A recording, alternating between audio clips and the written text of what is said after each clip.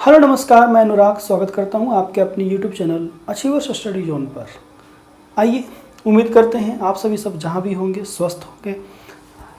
Ratio proportion हम लोग पढ़ रहे हैं। अब आज हम 5 से 6 सवाल, कुछ मिसलेनियस सवाल देखेंगे जो मैक्सिमम टाइम्स खास करके मेंस के सवालों में देखा जाता है। तो उन सवालों को सॉल्व करने का मेरा क्या अप्रोच होगा, आप उस टाइप के सवाल को देखेंगे तो कैसे हम जल्दी कर पाएंगे, क्या होना चाहिए तरीका, वो आज हम देखेंगे आज के क्लास में। चलिए शुरू करते हैं। देखिए सवाल पढ़िए आप। सवाल में लिखा हुआ है क्या कि ए बी सी का इनकम दे रखा है, लास्ट ईयर का इनकम यानी पिछले साल का इनकम का रेशियो दे रखा है 3, 4, 5। आप पढ़िए। और अभी लास्ट और प्रेजेंट यानी करंट ईयर का जो रेशियो दे रखा है कि अगर पिछले साल ए 4 कमाता था तो इन साल वो 5 कमा रहा है। बी के बारे में बोल रहा है कि अगर वो 2 कमाता था तो 3 कमा रहा है। सी कह रहा है कि नहीं, पहले अगर पिछले साल अगर 3 कमाता था तो इस साल वो 4 कमा रहा है। और करंट में, अभी में, प्रेजेंट में जो है वो टोटल इन तीनों का सम ऑफ इनकम जो है 78,800 रुपये है। तो इंडिविजुअली ए का, बी का, सी का आपको निकालना है। तो सबसे पहली बात तो ये तो है करंट ईयर का जी सम, ये जो सम है करंट ईयर का है। हम इस 78,800 को डायरेक्ट हम इस रेशियो से तो कंपेयर नहीं कर सकते। क्यों नहीं कर सकते? क्योंकि ये लास्ट ईयर का है। क्वेश्चन देखने का पहले तरीका देखिए, बनाना एक अलग चीज़ होता है। अभी हम लोग सीख रहे हैं क्वेश्चन को देखना, समझना और फिर नई अप्रोच से उसको सॉल्व करना। तो हमको, मेरा नजरिया जाएगा 78,800 पर इस सवाल के में। तो जाएंगे तो देखेंगे तो करंट का है और ये जो रेशियो दे रखा है उसको हमको, ये है लास्ट ईयर का। तो लास्ट ईयर को कभी भी कंपेयर हम इस अमाउंट से नहीं कर सकते। हाँ, इस रेशियो को चेंज करना पड़ेगा करंट रेशियो में, उसके बाद जो रेशियो आएगा उससे हम डायरेक्ट इसको कंपेयर कर सकते हैं। तो देखिए, और उसके लिए हम एक इन्फॉर्मेशन दे रखा है कि ये 4 था तो ये 5 हो गया।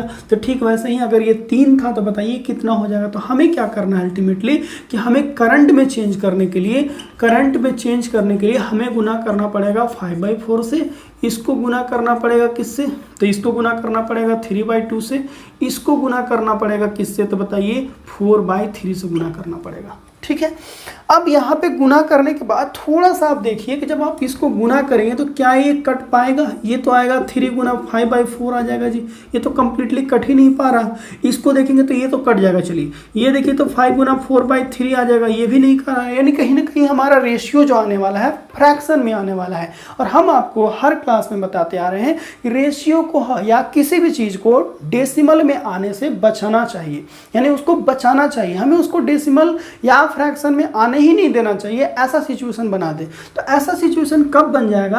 अगर हम ऐसा कुछ कर दें, इस रेशियो को बढ़ाकर इतना बड़ा कर दें कि ये हमें 4 इसमें कट जाए, ये 3 भी हमारा कट जाए, फ्रैक्शन में आए ही ना। तो इसके लिए क्या करना पड़ेगा? जो भी हमारा डिनोमिनेटर में है, 4 है, 2 है, 3 है, इसका एलसीएम कितना होता है? इसका एलसीएम होता है 12। 4, 2, 3 का एलसीएम होता है 12। और हम जानते हैं किसी भी रेशियो को हम मल्टीप्लाइड कर सकते हैं किसी भी नंबर से, उसका कोई फर्क नहीं पड़ता, उसका मूल रेशियो वही रहेगा। अगर इस रेशियो को हम 12 से मल्टीप्लाइड भी कर देते हैं, 12 से मल्टीप्लाइड भी कर देते हैं तो इसको कोई फर्क नहीं पड़ेगा, कोई फर्क नहीं पड़ेगा 12 से। अल्टीमेटली जब गुना करेंगे तो क्या आएगा? 12 पचे कितना आएगा? 60 आएगा। बच्चों का कितना आएगा? 48 आएगा। और ये क्या आएगा? बढ़ती कितना आएगा? 36 आएगा। ये 36 आ जाने से फिर जब इसका रेशियो निकालेंगे तो 3, 4, 5 ही आएगा। लेकिन गुना हम क्यों कर दें? गुना करने के बाद वो जो पहले वाला रेशियो दिखता है उसका यूज खत्म हो जाता है। गुना करने से क्या फायदा हुआ हमें? गुना करने से ये फायदा मिला कि अब ये आराम से कट जाएगा। अगर आप 36 को आप 5/4 से मल्टीप्लाइड करेंगे तो 9 से कटेगा। 9 पे से कितना आएगा? 45 आ जाएगा। यहाँ अगर इसको गुना करेंगे तो 24, ये 24 टाइम्स में जाएगा। 3 से गुना होगा तो क्या आएगा? 72 आएगा। और यहाँ करेंगे तो 20, 20 चौका कितना आ जाएगा? 80। देखिए अब सारा का सारा पूरा रेशियो हमारा इंटीजर फॉर्म में आ गया, कोई फ्रैक्शन में नहीं आया। अब हम डायरेक्ट हम कंपेयर कर सकते हैं। पिछले साल का हमारा ये रेशियो था और प्रेजेंट साल जो करंट ईयर का है वो ये रेशियो है। अब इन्हीं दोनों के सहारे हम किसी साल के भी निकाल सकते हैं। अब हम डायरेक्ट कंपेयर कर सकते हैं इनके सम से इसको। अब इनका सम कितना है? तो 8, 7, 15, 150 हो गया। 150 प्लस 40 190, 190 और 7 कितना होता है? तो 197। 197 जो ही है 7, 8, 800 के बराबर है कि नहीं है। आप यहाँ से अगर 1 निकाल लेते हैं तो 1 देखिए तो ये कितना बार में जा सकता है, तो सचो का 28 4 बार में 1976 यानी कि 4 बार में जा रहा है, यानी 400। जब ए का पूछेगा आपसे तो बताइए ए का रेशियो 45 है, 40 बराबर कितना होगा, तो 45 90 9 दूनी का 18 यानी 18,000 आ जाएगा।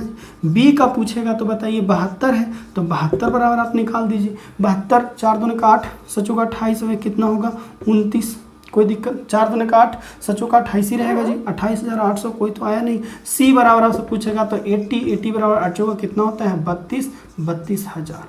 कोई दिक्कत है आपको, आ गया ना कितना आसानी से। अब आपको पूछा जाता है कि बताइए पिछले साल ए का इनकम क्या था, तो पिछले साल डायरेक्ट अगर ए बराबर 400 आ गया ना तो 36 बराबर निकाल दीजिए, बी का पूछेगा तो 48 बराबर निकाल दीजिए, सी का पूछेगा तो 60 बराबर निकाल लीजिए। ये तभी निकाल पाएंगे जब हम ये दोनों इसमें जब फ्रैक्शन में नहीं बचेगा तभी हम इसको डायरेक्ट कंपेयर कर सकते हैं। उसी फ्रैक्शन को बचाने के लिए हम लोग ने क्या किया, पहले ही इस रेशियो को इतना बड़ा बना दिया कि कभी इसको गुना भागा करने से फ्रैक्शन में आएगा ही नहीं। ठीक है ना, बात समझ गए आप। यानी फ्रैक्शन से बचने के लिए हम इस रेशियो को इतना बड़ा बना, ऐसा कहीं भी कुछ भी आए जब रेशियो को गुना करने से वो फ्रैक्शन में आ जा रहा हो तो उस फ्रैक्शन को बचाने के लिए उसको और किसी नंबर से गुना कर दीजिए आप, को फ्रैक्शन में आए ही ना।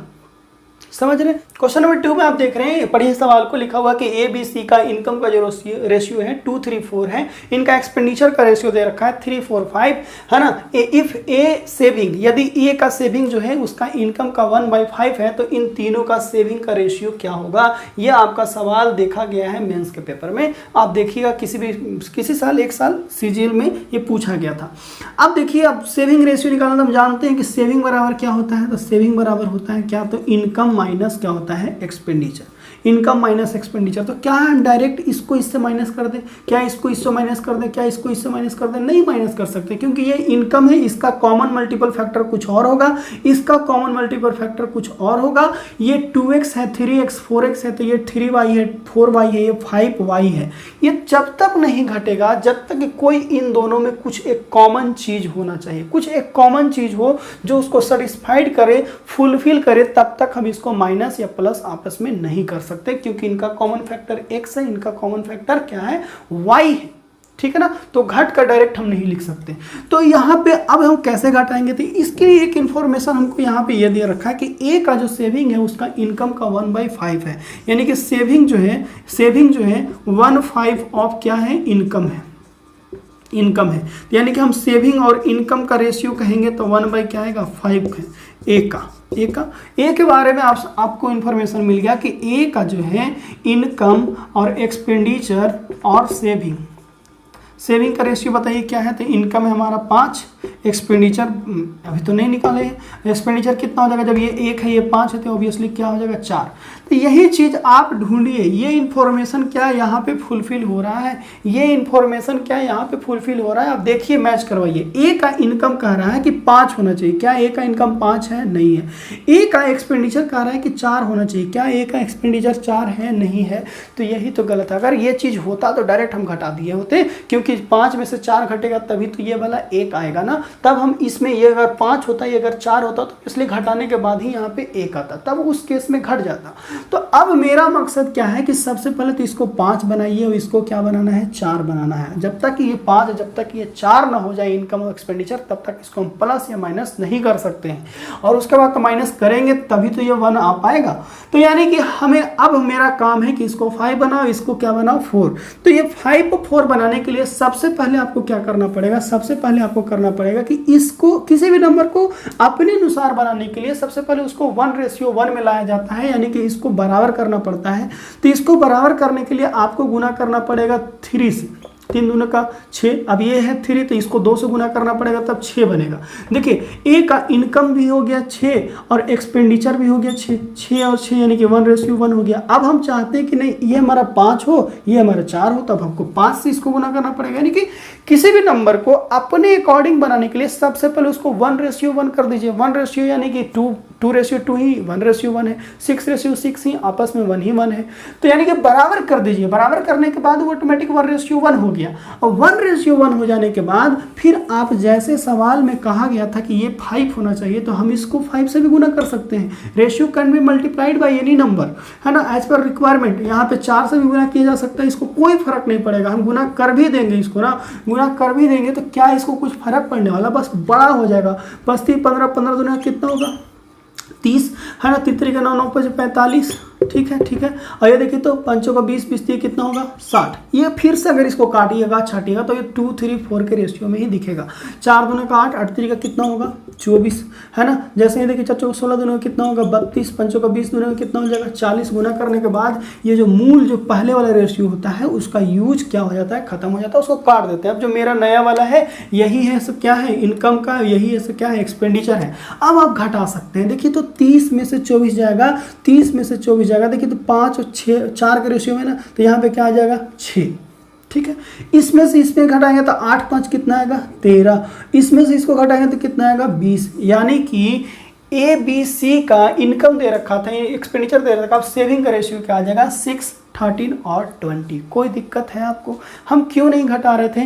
क्योंकि यहाँ पे अभी तक कोई स्टेटमेंट को फुलफिल नहीं कर रहा था। जैसे ही एक स्टेटमेंट को फुलफिल करने लगा कि ए का इनकम 5 होना चाहिए और ए का एक्सपेंडिचर 4 होना चाहिए, तो वो 5 और 4 बनाने के लिए हमको क्या करना पड़ा, तो पहले हमको 3 से और 2 से गुना किए, क्यों किए, बराबर करने के लिए। जैसे ही बराबर हुआ फिर हमको जैसे सवाल में कहा गया था कि 5 होना चाहिए 4 होना चाहिए, तो 5 और 4 से गुना कर दिए। गुना करने से कोई फर्क पड़ता नहीं है, उसके बाद इसलिए घटाएंगे तभी तो ये 5 और 4 में से घटेगा तब एक आएगा। तो यानी कि यहाँ से यहाँ घटा दिए तो ये 6 आ गया।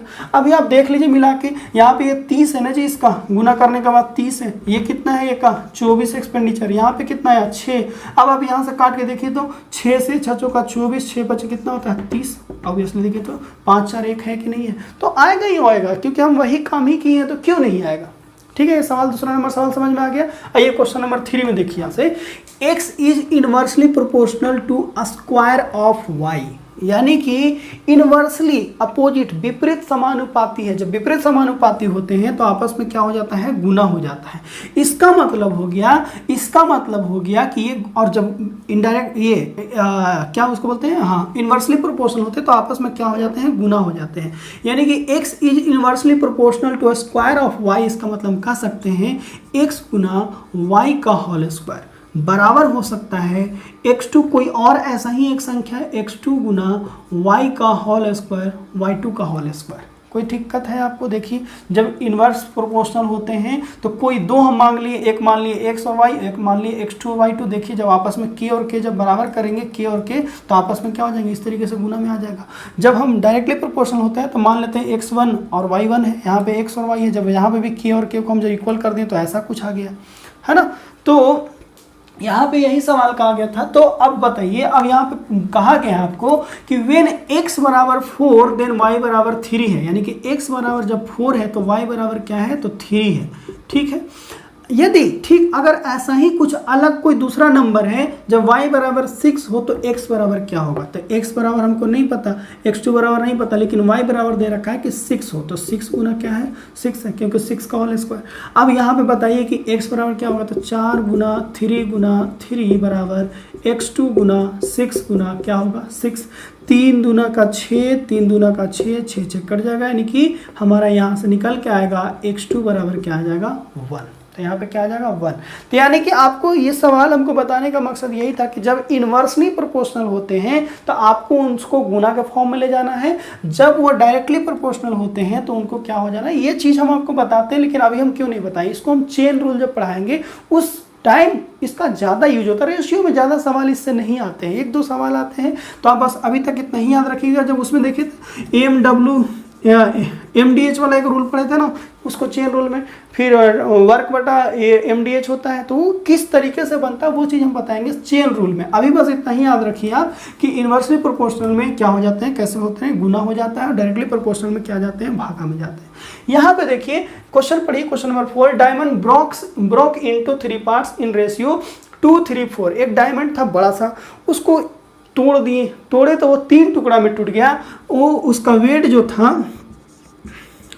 था 2 3 और 4 kg में टूट गया जी। ठीक है ना, 234 kg में टूट गया।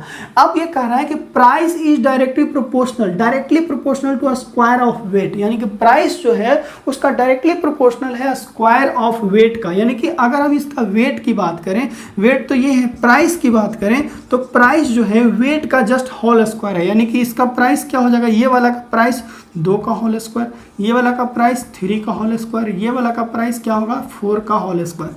ये पूरा देखिए तो 2 kg में टूटा, 3 kg में, 4 kg, यानी कि ये था कितना kg का, तो 4 3 7 8 9 kg का था जी।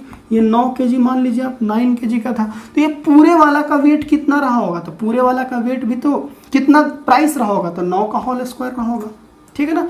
अभी जब टूटने के बाद इसका कैलकुलेट किए तो बताइए इसका प्राइस कितना बना। ये जो हम देख रहे हैं कि इसका प्राइस अभी कितना बन रहा था, ये देख रहे हैं कि ये है 4 और ये कितना है 3 का 9, 4 का कितना होता है 16। ये वाला तो पूरा वाला का वजन था 81 और 16 9 25 और ये कितना हो गया 29 ही रुपया में। अब ये जो टूटने के बाद जब 2 kg 3 kg 4 kg में टूट गया, तब जब उसको बेचने गए तो 2 kg वाला 4 रुपये में बिका, 3 kg वाला 9 रुपये में बिका और 4 kg वाला 16 रुपये में बिका। अल्टीमेटली हमको मिला 29 रुपया। लेकिन जब वही एक पूरा सॉलिड वे में था, जब बिना टूटा हुआ था, तब वो 9 kg दिखता, 9 kg होता तो उस केस में उसका प्राइस जो होता जस्ट उसका स्क्वायर होता, 9 का होल स्क्वायर 81 होता।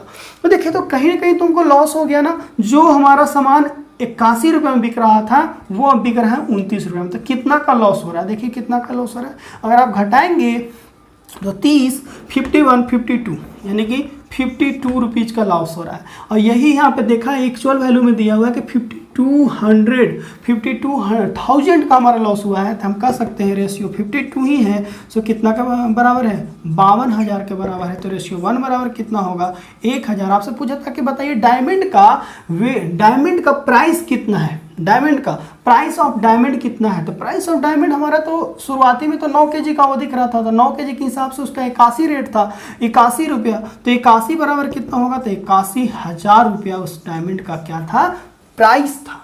कोई दिक्कत समझ गए आप। इसमें क्या कहा गया था कि हमारा प्राइस जो है वेट का जस्ट होल स्क्वायर है और वो टूट गया 9 kg वाला 2 kg 3 kg 4 kg में, तब उसका लॉस तो ऑब्वियसली होगा क्योंकि 2 kg 3 kg 4 kg में टूटा था। ये 16 में बिकेगा, ये 9 में बिकेगा, ये 4 में बिकेगा। अल्टीमेटली टोटल मनी कितना मिला 29 और था एक्चुअली में कितने का 81 का। जब वो सॉलिड वे में बिकता समूचा बिकता तो 81 रुपीज़ मिलता, लेकिन अभी टूटने के बाद 29 रुपये मिल रहा है।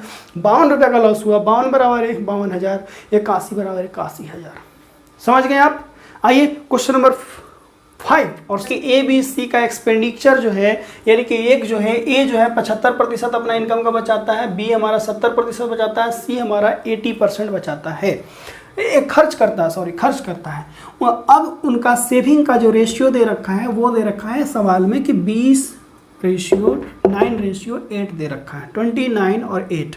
टोटल इनकम उनका दे रखा है 45,000। यानी कि इसको आप बोल रहे हैं कि ए का इनकम, बी का इनकम और सी का इनकम आप अलग अलग निकालिए। तो जब इसको कंपेयर करने के लिए जो भी सवाल में रियल वैल्यू दिया हुआ रहता है उसको कंपेयर करने के लिए उसी के रिकॉर्डिंग हमको एक रेशियो लाना पड़ता है। ना ही हम इसको इनकम एक्सपेंडिचर के रेशियो से कर सकते हैं कंपेयर, ना ही हम सेविंग से कर सकते हैं सेविंग से, लेकिन इनकम को कंपेयर करने के लिए हमको इनकम का रेशियो चाहिए। तो मेरा दिमाग अब इस सवाल में फुली फोकस हो जाएगा कि हमें चाहिए इनकम का रेशियो। इनकम का रेशियो कैसे निकलेगा, तो हम जानते हैं कि हर किसी का इनकम तो 100% होता ही होता है। हर किसी के पास इनकम का रेशियो क्या होता है, अपने आप में वो 100 होता है।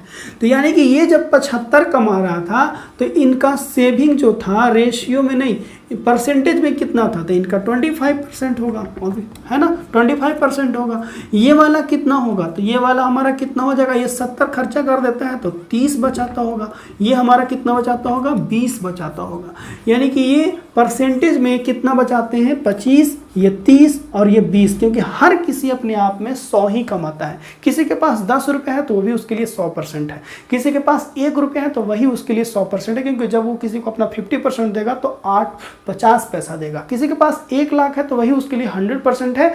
यानी कि हर किसी के पास जितना कुछ होता है वो अपने आप में 100% होता है। तो देखिए इसके पास ये क्या कमाता है हमको नहीं पता, ये क्या कमाता है हमको ये भी नहीं पता, ये भी क्या कमाता नहीं पता, लेकिन ये जरूर पता है कि जितना कमाता है उसका 75% खर्च कर देता है। जितना कमाता है 70% खर्च करता है, जितना कमाता है 80% वो अपना कमाई का खर्च करता है। तो अपना कमाई का 20% बचा लेता होगा, अपना कमाई का भी 30% बचा लेता होगा, अपना कमाई का ए जो है 25% बचा लेता होगा। अब देखिए सेविंग का रेशियो यानी 25% बराबर 20 दिया हुआ है, तो अगर हम 100% बराबर निकाल लें तो क्यों ना आ सकता है, यानी कि हमको 25 से 100 जाना है, यानी कि इनकम का चाहिए तो हमको क्या करना पड़ेगा, तो 20 को गुना करना पड़ेगा। 25 बराबर 20 है, 100 बराबर कितना होगा, हर किसी का इनकम तो 100 ही है, तो 100 बराबर निकालेंगे 25 चौका 100, 4 से गुना होगा। अब ये 9 है, ठीक है ना, 30% बराबर इतना है। तो अब यहाँ पे नहीं हम डायरेक्टली सोच पा रहे हैं, तो ऐसे लिख दीजिए कि 100 बराबर कितना होगा, अगर ये 30 बराबर है तो, ठीक है ना, 30 बराबर 9 है तो 100 बराबर कितना है, ठीक है। 8 है सो 20 बराबर है, तो हमें 100 बराबर, इसको डायरेक्टली हम सोच सकते हैं 20 25 100 यानी कि 5 गुना करना है, ठीक है, कोई दिक्कत नहीं है। अब आप यहाँ से यहाँ काट लीजिए 3 से, और ये वाला 30 आ गया, कितना आएगा देखिए 80, ये कितना आएगा 30, और ये क्या आएगा 8 पचे 40, फिर से यहाँ से कटेगा, यानी कि इनका इनकम का रेशियो आ गया 8 3 और 4 आ गया 8 3 4, यानी 45,000 को कंपेयर करने के लिए अब हमको रेशियो मिल चुका है। अब यहाँ से कर सकते हैं 8 4 12, 12 3 कितना होगा 15, यानी रेशियो 15। रेशियो 1 बराबर कितना होगा, तो रेशियो 1 बराबर आ जाएगा 15 3 45, 3,000 रुपया। ए का कितना होगा, तो 8 3 का 24,000। बी का कितना होगा, तो देखिए तो 3,000 है, तो 3 तरीका 9,000 होगा। और सी का अगर आप पूछेगा तो चरती कितना होगा 12,000 होगा। आप जोड़ के देखिए 45,000 हुआ कि नहीं हुआ। यानी कि हमें सवाल में दिए गए रियल वैल्यू से पूछिए कि आप क्या हैं, तो है हमारी इनकम, तो हमको इनकम का रेशियो चाहिए होगा। हम उसको एक्सपेंडिचर ना ही हम उसको सेविंग से हम कंपेयर कर सकते हैं, जो होता है उसी से कंपेयर करना होता है।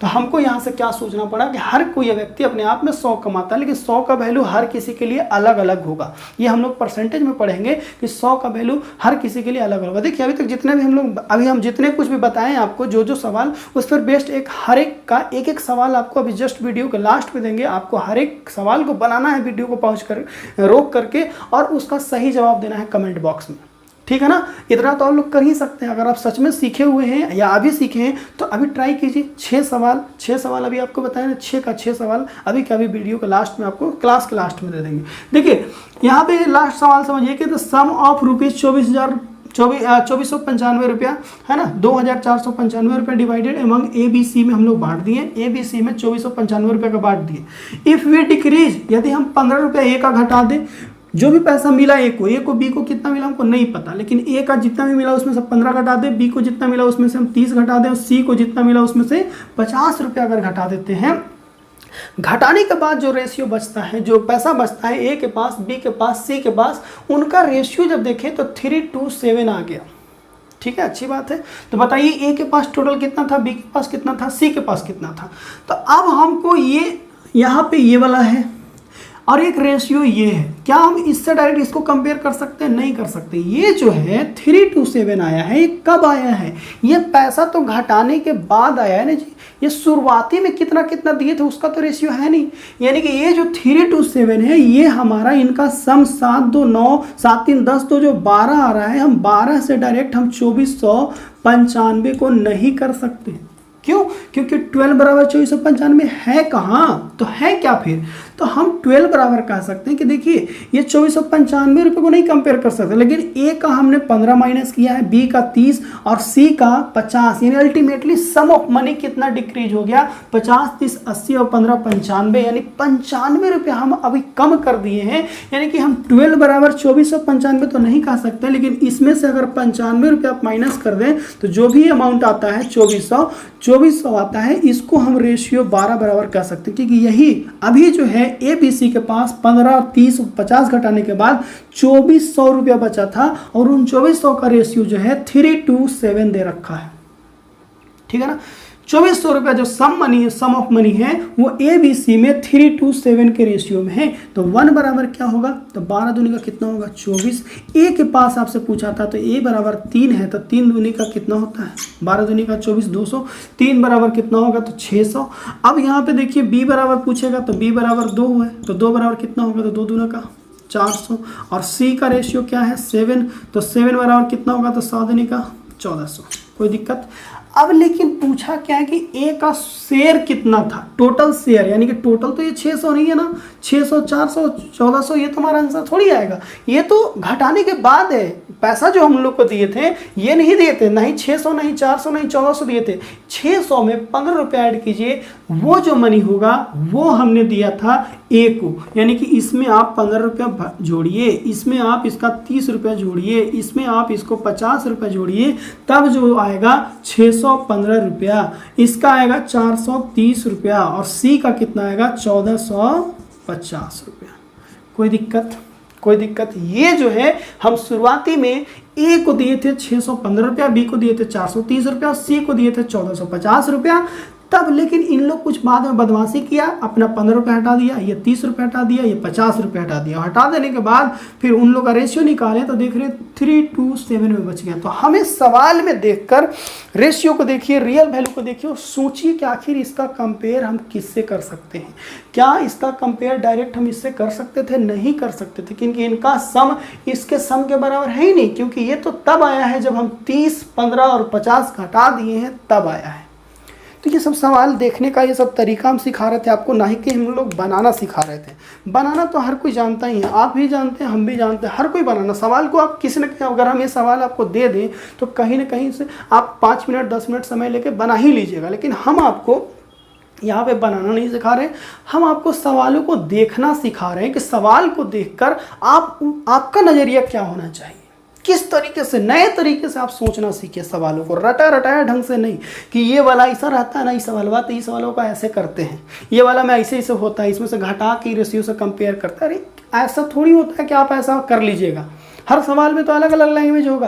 तो आप लैंग्वेज को देखिए, लैंग्वेज को पढ़िए, हर एक छोटी छोटी बात में बहुत सारी चीज़ें छुपी हुई रहती हैं, आप उनको पकड़िए, वो आपको बहुत सारी चीज़ सिखा देगा। तो क्वेश्चन को देखकर आपको सोचना सीखना है कि आखिर हम इसको कैसे आंसर तक जा सकते हैं, क्योंकि हर सवाल का अलग अलग लैंग्वेज होता है। तो आप रट के नहीं जा सकते, जरूरी नहीं कि यही सवाल आपको वहाँ दिख जाए, लेकिन इसी टाइप का अगर नज़रिया आपका रहेगा ना तो सवाल कुछ भी आएगा, नया सवाल भी एग्जाम में आ जाएगा ना, तो आप एग्जाम में बना लीजिएगा अगर आपका सवाल देखने का नज़रिया सही होगा। तो हम यहाँ पे नज़रिया बता रहे हैं, हम क्यों आखिर आपको बता रहे हैं कि क्या हम 3:7 को इसको कंपेयर कर सकते थे।